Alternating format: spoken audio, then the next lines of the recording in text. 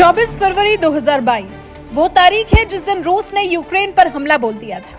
बस 3 दिन में इस तारीख को 1 साल हो जाएगा, लेकिन ये युद्ध अभी तक खत्म नहीं हो सका है। रूस ने यूक्रेन पर हमले करने बंद नहीं किए हैं, तो वहीं यूक्रेन भी अपने बचाव में पूरी जान झोंके हुए।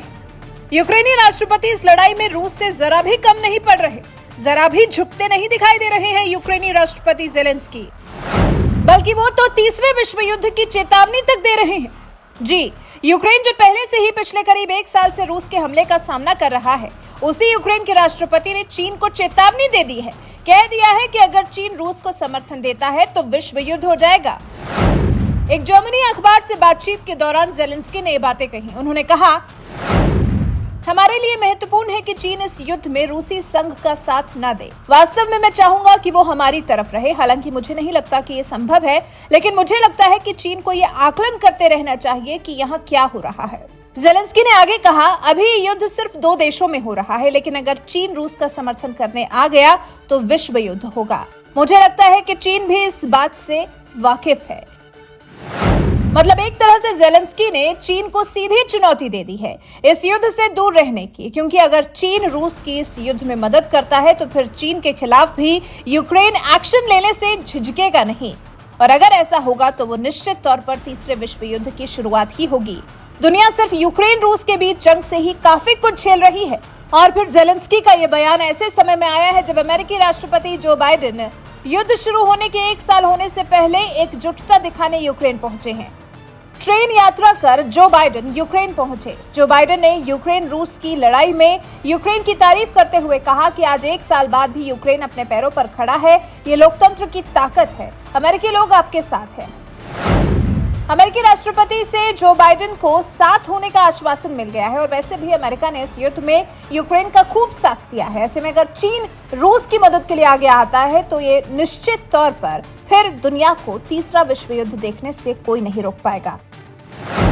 तभी तो ज़ेलेंस्की ने चेताया है, तभी तो ज़ेलेंस्की ने चीन को इस सबसे दूर रहने की सलाह दे डाली है।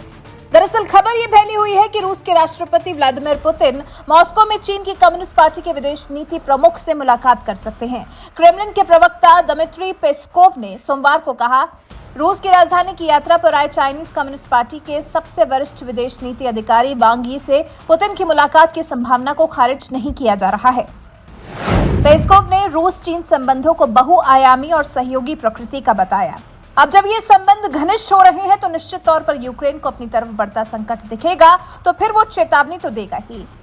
वही कर रहे थे यूक्रेन के राष्ट्रपति ज़ेलेंस्की, और फिर वांग की मॉस्को यात्रा ऐसे समय में हो रही है जब अमेरिकी राष्ट्रपति जो बाइडेन ने सोमवार को यूक्रेन के बिना किसी पूर्व सूचना के यात्रा की और राष्ट्रपति ज़ेलेंस्की से मुलाकात भी की।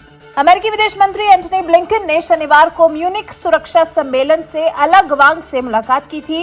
मुलाकात के बाद ब्लिंकन ने ट्वीट कर यूक्रेन में रूस को सहायता देने पर चेतावनी भी दी थी। मतलब चिता दिया है अमेरिका ने भी और यूक्रेनी राष्ट्रपति ज़ेलेंस्की ने भी। उसके बाद भी अगर चीन कोई हिमाकत करता है तो फिर अंजाम सिर्फ चीन और रूस या फिर ज़ेलेंस्की और बाइडेन नहीं भुगतेंगे, बल्कि पूरी दुनिया भुगतेगी, क्योंकि फिर तीसरा विश्व युद्ध होगा जो सिर्फ बर्बादी ला सकता है।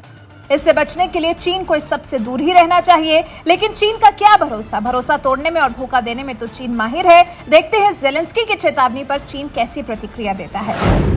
आपको बता दें, ये स्थिति गंभीर इसलिए भी है क्योंकि बाइडेन का ये पहला कीव दौरा है, और जिन परिस्थितियों का सामना यूक्रेन कर रहा है, ऐसे में बाइडेन का सीधा यूक्रेन चले आना अपने आप में काफी अहम है। जो बाइडेन ने ज़ेलेंस्की से मुलाकात को लेकर कई ट्वीट भी किए हैं। उन्होंने लिखा है, ज़ेलेंस्की पर रूस के आक्रमण को 1 साल होने को है। इस बीच मैं आज राष्ट्रपति ज़ेलेंस्की से मिलने और यूक्रेन के लोकतंत्र, संप्रभुता और क्षेत्रीय अखंडता के प्रति हमारी अटूट प्रतिबद्धता की पुष्टि के लिए कीव में हूँ। बाइडेन ने आगे कहा, जब पुतिन ने 1 साल पहले अपने आक्रमण को शुरू किया था तब उन्होंने सोचा था कि यूक्रेन कमजोर है और पश्चिमी देश एकजुट नहीं है।